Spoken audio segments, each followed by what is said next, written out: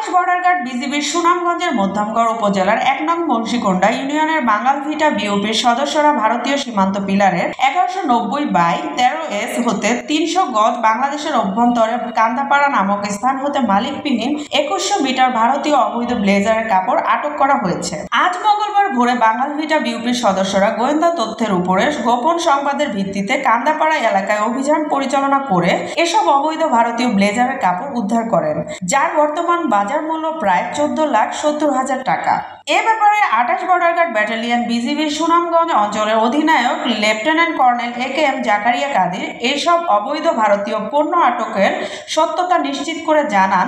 বিজিবির ঊর্ধ্বতন সদর দপ্তরের কর্তৃপক্ষের নির্দেশে ভারতের সাথে সুনামগঞ্জের 90 কিলোমিটার সীমান্ত এলাকা জুড়ে 19টি বিউপির সদস্য সীমান্ত নিরাপত্তা রক্ষা, চোরাচালান রোধে সীমান্তের অতন্ত্র প্রহরী হিসেবে বিজিবির প্রতিটি সদস্যরা গোয়েন্দারা তৎপরতার স্থলের পাশাপাশি নৌপথে অব্যাহত রেখেছেন। আটককৃত সকল অবৈধ ভারতীয় পণ্য শুল্ক কার্যালয়ে জমা দান করার প্রস্তুতি চলছে বলেও তিনি জানান।